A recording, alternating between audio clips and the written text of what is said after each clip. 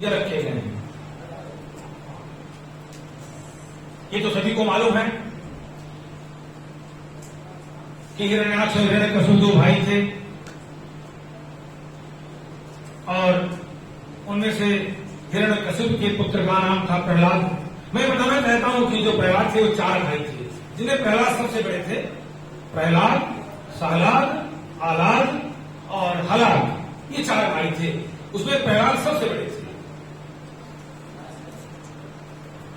तो वो ईश विरोधी था।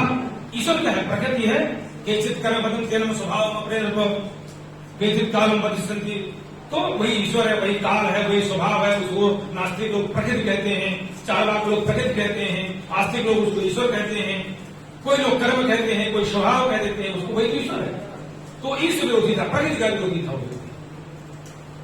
और उसकी एक बहन थी, उसका नाम था होलिका। अब प्रहलाद को भगवान ने ऐसा उत्पन्न कर दिया। देखिए संस्कारों का कितना सुंदर प्रभाव पड़ता है। युद्ध चल रहा था, युद्ध में हार गए हिरण्याक्ष, हिरण्यकशिपु वो चले गए तप करने के लिए। जब तप करने के लिए चले गए, इसके पहले उसकी जो पत्नी थी कयाधु यानी प्रहलाद की मां, वो गर्भावस्था में थी। इंद्र उनको पकड़ करके ले जाने लगा। नारद जी ने देखा कि इंद्र को पकड़ के लिए जा रहा है। पूछा भाई आप क्या कर रहे हो? बोले मैं इसको तो नहीं मारूंगा, नारी तो जाति अवध है ना, इसको नहीं मारूंगा, लेकिन इस घर में जो हमारे देव शत्रु है, जो देव शत्रु के का तेज पल रहा है, उसको मैं अवश्य खत्म कर दूंगा, समाप्त कर दूंगा। नारद जी ने कहा तुम्हें मालूम है ये देव शत्रु नहीं है, बड़ा देव संरक्षक है। ये इतना नहीं है, ये ऐसा तेज विराजमान है जिसका भक्तों में प्रथम नाम लिया जाएगा। प्रहलाद, नारद, पराशर, पुंडरीक, व्यासांबरी, सुख संग्रम विष्णुदाभ्याम, रुक्मांग बदानी, कि जो हम भक्तों का नाम लेते हैं, प्रत्येक काल जो भक्तों का नाम लिया जाता है ना, परम भागवतान स्मरामि, तो जब परम भागवतों का स्मरण किया जाता है तो ऐसा इसमें तेज विराजमान है जो परम भागवत, जिसमें जितने भी भगवान के भक्त हैं वो पहले इसी का नाम लेते हैं। इंद्र मान गए, इंद्र ने छोड़ दिया। अब इसके बाद वो कयाधु को लेकर चले गए। तो देखिएगा वो ऐसा नहीं कयाधु की एक रानी थी, उसको सुख सुविधाएं दे दिया हो नारद जी ने। नहीं, नारद जी ने पूरे संस्कार दिए और नारद जी ने सीधे कह दिया उसको कि आपको गुरुओं की परिचर्या करनी है। बात ध्यान में देखिए, ऐसे नहीं कह दिया कि तुम जाके यहाँ एक कोने पड़ी रहो, रसमलाई हो, पंखा एसी लगा दिया गया हो, बिल्कुल नहीं। तब जाकर के प्रहलाद पैदा हुए। बोले आपको यहाँ पर आश्रम में हम ले आए हैं और इस बालक को एक अच्छा हमें महादेश के रूप में उत्पन्न करना है, प्रथम भक्त के रूप में उत्पन्न करना है। तो आप यहाँ पर जो गुरुजन विराजमान है उनकी परिचर्या करिए, परिउपासना करिए, ये कह दिया। हो गया, कार्यक्रम चलता रहा, प्रहलाद का जन्म हुआ। अब क्या था, धीरे धीरे परिस्थितियां बदली। प्रहलाद अपने पिता ईश विरोधी पिता के विपक्ष में कार्य करते थे। जो वो कहता था वो नहीं करते थे। संक्षेप की बात है, समय बहुत ज्यादा है, बहुत कम है हमारे पास। अंत में उन्होंने क्या किया कि अपनी बहन होलिका को बुलाया। हिरण्यकशिपु ने अपनी बहन होलिका को बुलाया और उसको आशीर्वाद प्राप्त था कि वो अग्नि में अगर बैठेगी, चुनरी इत्यादि तमाम बातें आती हैं, तो वो क्या है कि उसका अग्नि कुछ नहीं बिगाड़ पाएगी, तो वो तो जलेगी नहीं। तो उन्होंने कहा कि तुम प्रहलाद को लेकर के और आप बैठ जाओ अग्नि में, अब तो जलेगी नहीं और ये जल जाएगा। अंत में हुआ वही, भगवान को रक्षा करते नहीं है। परम भागवत थे, उनकी तो रक्षा होनी ही थी। उन्होंने वो होलिका जल गई और प्रहलाद बच गए। ये कहानी आती है। और भी मतांतर है। एक कथा और आती है शिव पुराण में है कि जिस दिन कामदेव को भगवान शंकर ने जलाया था और फिर रति को वरदान दिया था, और रति को वरदान देने के बाद कहा था कि ये फिर से कामदेव के रूप में पैदा होंगे, ऐसा। तो उस दिन भी फाल्गुन शुक्ल पूर्णिमा ही थी, उस दिन उनके पक्ष में मनाया जाता है। एक और कथा आती है अन्य पुराणों में कहीं पर भागवत में तो आती है कि पूतना का वध भगवान ने छठी के दिन किया था, तो कहीं पर आता है कि 6 महीने बाद के, जब 6 महीने की उनकी आयु हो गई थी उस समय किया था। जो पूतना का वध हुआ था वो भी आज का ही दिन था। देखिए भादव से महीने से लिए 6 महीने पूरे हो जाते हैं, वो भी था। इस तरह से मतांतर कथाएं हैं, तो काव्य भेद से तमाम कथाएं आ जाती हैं, तो हम मतांतर आ जाते हैं, उसमें संदेह नहीं करना चाहिए और सुनना चाहिए, विश्वास करना चाहिए। तो है अब तो देखिए हम इसका वैज्ञानिक पक्ष रखेंगे, फिर दार्शनिक पक्ष रखेंगे। इसका एक वैज्ञानिक पक्ष ये है कि इस समय बसंत ऋतु प्रारंभ हो रहा है, बसंत ऋतु प्रारंभ हो गया, इस समय मेडिकली कब का संचय हो गया। देखिए पहले वर्ष कोरोना इसी काल में पहला था, इस समय कब का संचय और कब का प्रकोप, तो ऋतु संधि आ गई ना। और ऋतु संधि का जो काल होता है वो आयुर्वेद के अनुसार यम दृष्टा कहा जाता है, यम दृष्टा यमराज की दाढ़, और ये ऋतु संधि काल है, इसमें बहुत सावधानी बरतनी चाहिए। तो देखिए इस समय क्या क्या ठंडाई का प्रयोग होता है, ठंडाई में जितने भी अच्छे अच्छे मसालों का प्रयोग होता है, जैसे औषधि है, दीपन है, पाचन है, वातनाशक है, कफनाशक है, रोग प्रतिरोधक क्षमता वर्धक है, धातु पोषक है, ये सारे मसालों का प्रयोग होता है, औषधियों का प्रयोग होता है। लाल रंग अपने आप में अभी तो तमाम तरह के आ गई ना, लेकिन लाल गुलाल की बात आती है, यहाँ पर आती है, तो लाल रंग अपने आप में उष्णवीर्य होता है, अपने आप में अग्नि का प्रतीक होता है, अपने आप में ऊर्जा का प्रतीक होता है, अग्नि अपने आप में अग्नि का प्रतिनिधित्व करता है। और अग्नि ही हमारे आयुर्वर्णम बलम स्वास्थ्य उत्साहो जय प्रभा ओजस तेजो गया सर्वोत्तम प्राणा देहा शांति मुझे चिरंजीवत के नाम है। और कहते हैं अगर अग्नि शांत हो जाती है शरीर की तो व्यक्ति की मृत्यु हो जाती है, और व्यक्ति अगर अग्नि ठीक रहती है तो चिरंजीवत की अनामया, लंबे समय तक व्यक्ति जीवित रहता है, वो भी अनामय मतलब निरोग रहकर जीवित रहता है। इसीलिए लाल गुलाल का प्रयोग किया जाता है, गुलाब के पुष्पों का लाल गुलाल रंग का प्रयोग किया जाता है ताकि अग्नि बल बढ़े। हमारे यहाँ तो बड़ा हमारे अद्भुत विज्ञान है ना, हमारे यहाँ तो औषधियां त्वचा के स्पर्श से काम करती हैं। आप देखिए कभी आप तो अष्टांग हृदय पढ़ते हो, क्योंकि गवर्नमेंट ने आयुर्वेद भी चला दिया है। मैं आदरणीय सूर्य जी को बताना चाहता हूँ कि गवर्नमेंट ने बड़ा अच्छा परिवर्तन किया है कि कक्षा 9 से ही आयुर्वेद शुरू कर दिया है इस बोर्ड ने, और हमने अपने यहाँ के बच्चों को आयुर्वेद ही लिवाया है, मैंने आयुर्वेद ग्रहण किए हुए हैं और आयुर्वेद में ही पढ़ाता हूँ। अभी तक तो मुझे समय नहीं मिलता था, लेकिन मैंने कल परसों से क्लास लेना शुरू किया, बच्चे अध्यापक लोग पढ़ाते थे। तो देखिए क्या है कि अग्नि जो है हम लोग अग्नि पर ध्यान रखते हैं। अग्नि का मतलब है रोग प्रतिरोधक क्षमता शक्ति, और अग्नि हमारे यहाँ 13 होती है, 5 पंचभूत अग्नियां होती हैं, 7 धातु अग्नियां होती हैं और एक जाठराग्नि होती है, और सभी अग्नियां जाठराग्नि पर निर्भर है। तो इसलिए हमारे यहाँ जो त्योहार में देखिए जो पूरी पराठा ये सारा कुछ बनता है, कितने अच्छे मसाले डाले जाते हैं। आप गुजिया भी बनाते हो ना, उसमें पर्याप्त उसमें मसाले डाले जाते हैं ताकि हमारी अग्नि ठीक रहे, हमारी दीपक पाचन अवस्था ठीक रहे, कब प्रकोप शांत रहे, कहाँ कोरोना रहेगा, ये सारी व्यवस्थाएं हैं। तो ये इसका वैज्ञानिक पक्ष हो गया। दूसरा पक्ष क्या है, हम जब त्योहार मनाएंगे तो सफाई पर बहुत ध्यान रखेंगे, हम घरों की सफाई करेंगे, कुदाई करेंगे, लिपाई करेंगे, हम कपड़े बदलेंगे, हम जब अच्छे पकवान बनाएंगे तो रसोई घर में अच्छी सफाई करेंगे, हम सामान खरीदेंगे तो पुराना जो हमारे यहाँ फालतू में निगेटिव ऊर्जा पैदा करने वाला फालतू का जो सामान पड़ा है उसको डिस्ट्रॉय कर देंगे, हम अच्छा सामान लाएंगे, ये सजावट करेंगे, ये इसका वैज्ञानिक पक्ष हमारी स्वच्छता। अब हम दार्शनिक पक्ष में जब हम विचार करते हैं तो देखिए बहुत गंभीर विषय है कि हिरण्य कशिपु कौन है। कशिपु माने होता है तकिया, कशिपु माने होता है तकिया।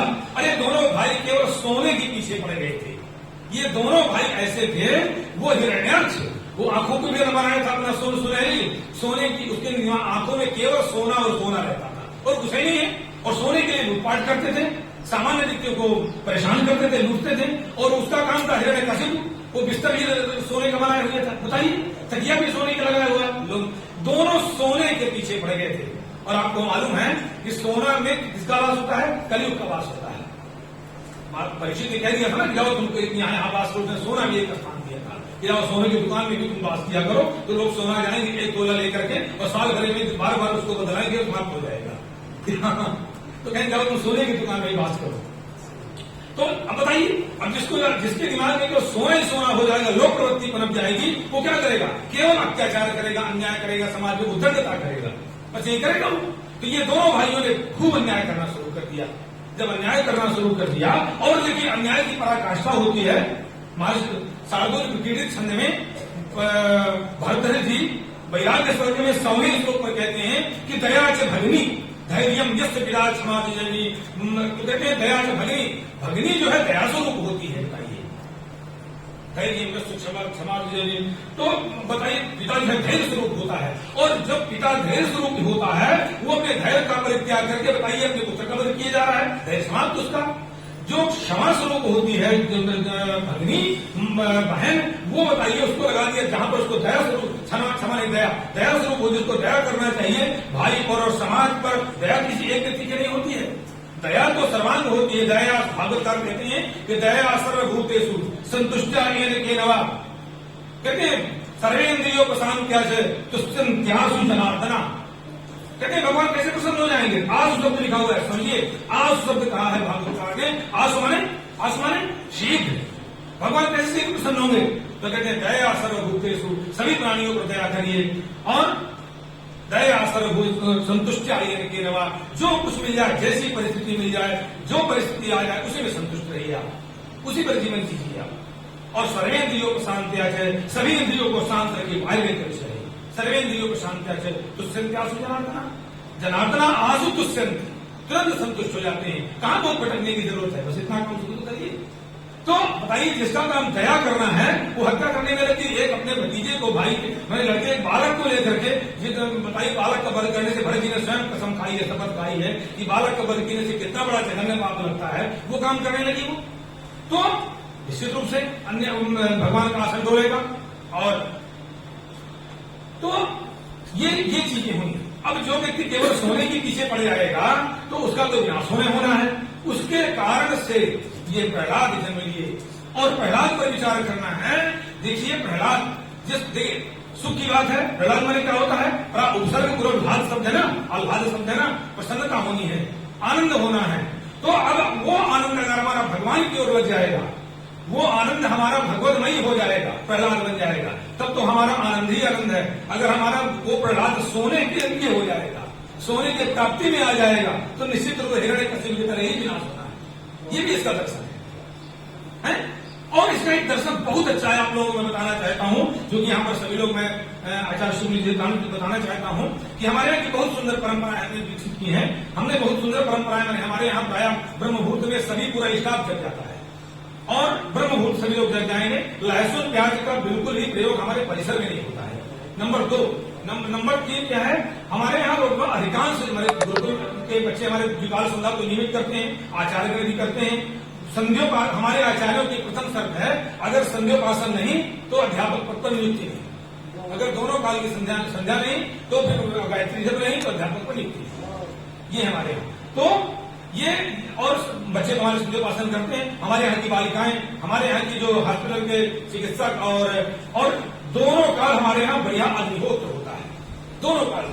मैंने अब वो बात अलग है कि अग्निहोत्री तो रह गए हैं, अग्निहोत्र समाप्त हो गया उनके यहाँ से, हमारे ससुराल भी वही है, तो अग्निहोत्री तो रह गए हैं, लेकिन अग्निहोत्र समाप्त हो गया है सब जगह से।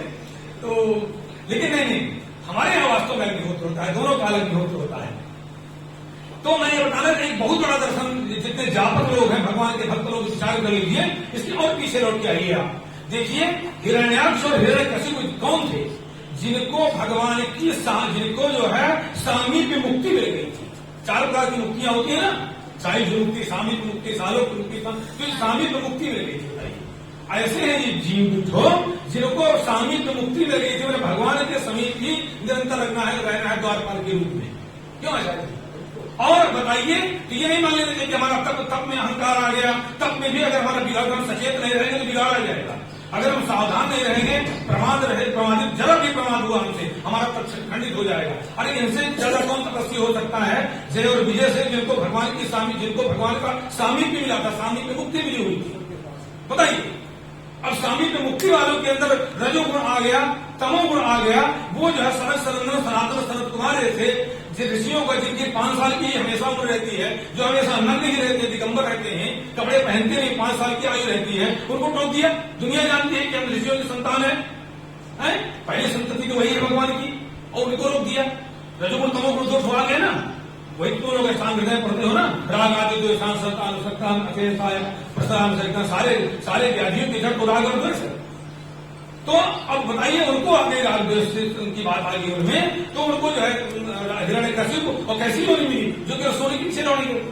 कैसी योनि मिलेगी? राक्षस तो होवे करेंगे लेकिन केवल सोने के पीछे दौड़ेंगे और जो अगला जन्म पाएंगे तो सोने की लंका में फिर पाएंगे, फिर सोने की लंका में पाएंगे। है बताइए, अभी इसलिए कहते हैं संस्कार नहीं जाते हैं। अगर आपने एक जन्म में संस्कार बना लिया जल्दी नहीं मिटेंगे। इसीलिए गीता कहती है बार बार संस्कारों को बदलो, मन को नियंत्रित करो, मन संयमा। भरतर ये लिखते कि मन को संयमित करिए, भ्रातरा मन को संयमा। भाई जो है मन का संयम, भाई जो है मन का संयम है। तो इसीलिए देखिए कैसा अवतार मिला उनको, कहां मिला? हिरण्यकशिपु के रूप में, हिरण्याक्ष के रूप में, और फिर जाकर के फिर मरे और फिर जाकर के फिर सोने की लंका में पैदा हो गए। मैंने सोने से नहीं जा रहा है। देखिए ये इसका दर्शन है कि बहुत ज्यादा भक्ति, अगर बहुत ज्यादा भक्ति आ गई और बहुत ज्यादा जब तक हो गया तो अहंकार मत ले आएगा ये कि हम 3 बजे तक गए, गुरु जी भी हमारे, डॉक्टर साहब भी हमारे 4 बजे तक हम पहले जग जाते हैं और हम बहुत अच्छी सेवा करते हैं, फिर बाद में सोते हैं। वो अगर थोड़ी सी लापरवाही हो गई, थोड़ी सी चिंतन बिगड़ गया तो बिगाड़ आ जाएगा, बिगाड़ आ जाएगा और फिर हमको जय विजय तो बने रहेंगे उस समय और फिर पहुंच जाएंगे हिरण्याक्ष हिरण्यकशिपु के रूप में। तो ये एक बहुत बड़ा दर्शन है हमारा इस होलिका का। ये आपको इसे रखिए, ये इस तरह से होलिका का प्रसंग है और यही इसका दर्शन है, यही इसका अध्यात्म, यही इसका विज्ञान है। इतना कहते समय को देखते मैं अपने वाणी को विराम देता हूँ और आचार्य शुक्ल से मैं कहता हूँ कि मुझे लगता है एक अच्छा सा समापन गीत सभी श्रोताओं को सुनाकर उन्हें मग्न करके और हमें सबको कृतार्थ करें।